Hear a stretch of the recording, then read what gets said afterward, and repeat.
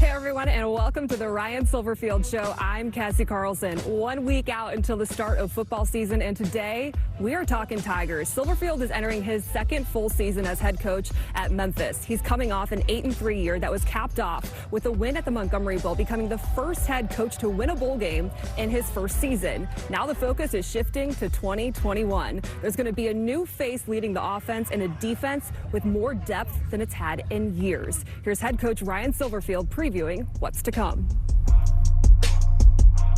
Ryan, your second full season as head coach of the Memphis Tigers.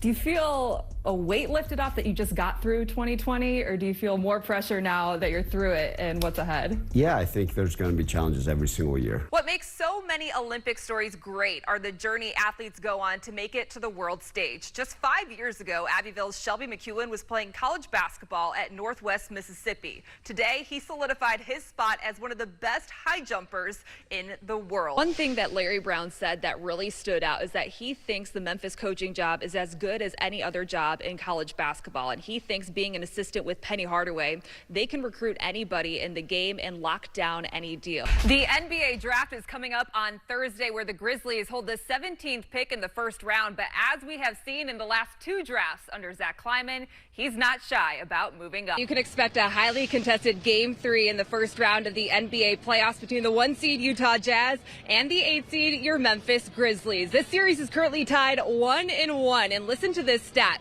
When a series is tied 1-1, whoever goes on to win Game 3 goes on to take the series 73% of the time. It was a soaked Swayze Field in Oxford, not because of the weather, but because of the beer showers in right field. Nearly 12,000 tried and true SEC baseball fans packed Swayze for a doubleheader between two top 3 rivals. The second-ranked Razorbacks from Arkansas and the third-ranked Rebels. Arkansas taking Game 1 7-3. That's the outfield as these two teams play for first place in the SEC West. It's another day of really low scores at the WGC FedEx St. Jude Invitational. We have talked about them every day so far through the third round. Harris English is holding on to that 2-shot lead, but there's now a new name creeping up the leaderboard, and it's Bryson DeChambeau after shooting a 7 under 63. We learned as much as the Memphis Grizzlies wanted Zaire Williams. Zaire Williams wanted to be a Memphis Grizzly. He said he kept that a secret this entire draft process, but he really loves the front office, believes in the Memphis Grizzlies coaching staff, and also thinks that he has the ability to reach his maximum potential with this young Grizzlies team. Now, General Manager Zach Kleiman says they have been scouting Williams since he was in high school. Coming out of 1 year at Stanford, the 6'9" wing, they say they really like his shot creating ability, his playmaking ability, and his ability to play defense. The Grizzlies say they need to play desperate tonight. No, this is not a Game 7 win or go home situation, but a win tonight would force a Game 6 and bring the series back through Memphis one last time. One of the main keys for the Grizzlies will be getting off to a faster start. They were outscored 34-22 in the first quarter Saturday night, and that put them in a hole. They obviously came back to tie it up and take the lead, but after that, the Jazz responded, scoring 12 straight on their way to that 10-point win. Jazz guard Donovan Mitchell, who is just in his second game back from an ankle injury, said those last 5 minutes for Utah were more mental than anything. They are obviously the more experienced team in this series when you have former Grizz guard Mike Conley, you have Mitchell, who is an all-star, and you have two-time Defensive Player of the Year Rudy Gobert. So they have so much more experience, which is so beneficial in close late-game situations. John Morant says the Grizzlies simply need to play harder, and they need to make shots down the stretch. This is the biggest game of the Tigers season so far for a couple of reasons. One, Mississippi State is an SEC team, so you have a Power 5 team against a Group of 5 team. Two, Mississippi is a bordering state and a state where Memphis recruits heavily from, and it's just a chance for Memphis to prove that they can compete with some of the best teams in the country, just like they did back in 2019 when they hosted Ole Miss and beat the Rebels here at the Liberty Bowl. That's the last time they hosted an SEC team. That's also the same year that they went on to win the AAC championship, play in the Cotton Bowl, and finish in the top 25. Now, after being left out of the recent Big 12 expansion that included 3 other AAC teams, a win against Mississippi State would also just shed a positive light on Memphis and the program they are building here. That's a play that I'll never forget. The first thing you learn when you start to play sports, don't stop until the whistle blows. So when Mississippi State thought they downed a punt and Calvin Austin III saw the ball sitting on the ground, he scooped it up and he ran it back 94 yards for a touchdown.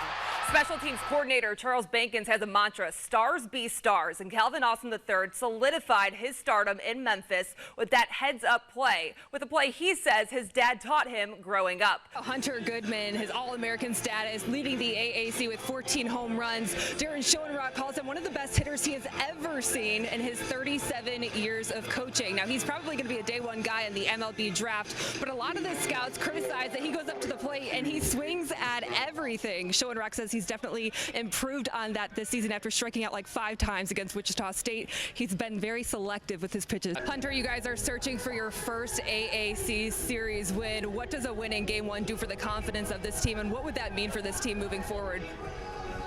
I think it would be huge to get a series win here at home. When Raven Saunders steps into the ring, there's no messing around. She's called the Hulk for a reason. The Hulk is one of those people, it's like, you know, you don't mess with the Hulk. People know off rip, if you see the Hulk, you're going the opposite way. Her persona on display at the track and field Olympic trials. Saunders threw her first personal best in 4 years, 19.96 meters. A second place finish good enough to qualify her for Team USA. As athletes, we always look to be number one. We always look to be the best. It's nice to know that I have it in the tank, but the end goal is winning an Olympic gold medal. Ah, come on, man! Saunders is big on self-motivation. I'm hyping myself up and reassuring myself that I can get it done, telling myself that you can't take this moment or this one throw for granted. Ah! There we go! Come on! Because this may be all that you have. This will be Saunders' second trip to the Olympic Games. In Rio in 2016, she placed 5th in shot put while on the Ole Miss track and field team. After 3 years as a Rebel, she was a 4-time NCAA champion, 3-time SEC champion, and an Olympian. Ah! Come on! Come on! On the outside, a life full of titles and talent. But on the inside, she felt empty. I was young, I was black, and I was gay. Just moved to Mississippi. There was a lot of, you know, stigma and things like that around certain stuff. I really felt like, you know, there was no outlet for me. Track was like an outlet, but it was only so much, especially mentally when you're going home and having to deal with it.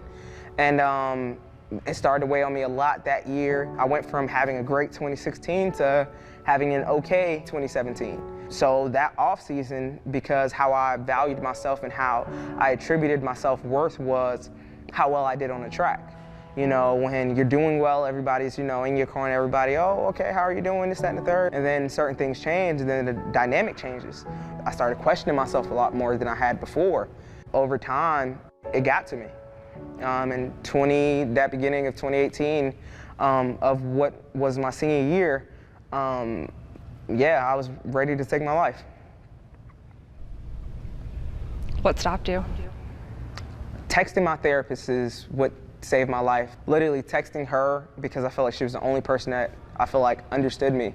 But yeah, in my mind, I was like, if she doesn't, you know, whatever happens when I send this out is whatever's gonna happen. And if she texts me back, you know, cool. If not, then hey, it is what it is. I'm gonna just go ahead. But thankfully, you know, she did. Saunders checked into a facility in Memphis that day in 2018. 3 years later, she's open about her struggles with mental health.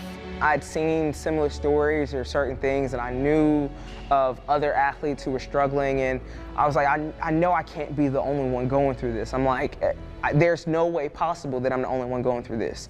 So I really battled with myself for a few days on, you know, what to post or if I should post it. And I even shared like the picture of the hospital band of when I got admitted, just showing people, because I wanted to show people like it's real. You know, there are many of us that deal with this, and I wanted to be the one that said something and showed, you know, how close I was to possibly, you know, deter somebody else from going down that route, or letting somebody else know that hey, you're not alone. So many people that I knew had been dealing with certain similar things who hit me up being like, thank you, like, you know, I've been struggling with the same things. And those were the types of things that kind of got me through that vulnerability after sharing.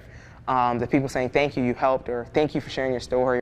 For me, it literally like made me tear up, because it's like, you know, this is why I do this, because there's so many people like that aren't even athletes who are affected by it, and it affects more people than we know. I remember seeing the tears on my mom's face when she came and saw me after she had found out, you know, what was going to happen, and just the amount of love and support and things like that. And my goal is just to save as many lives as possible. No longer does Saunders value her worth based off of how far she throws or how high she places. She knows she's great, she knows she's a champion, and she doesn't need a medal to prove it. A medal for me, it really reflects nothing, because I feel like with or without it, I'm good. For me, it's just gonna be like the icing on the cake. Everything that I've done, it's like, okay, it paid off, but I've learned to not measure my self-worth or my self-value based upon, you know, materialistic things. But a medal, I feel like for other people that look up to me will see, you know, oh my God, like it's like, you know, the grand finale to a great story, which on that side it would be nice. And I mean, I'm not saying I don't want a medal, because I do want a medal.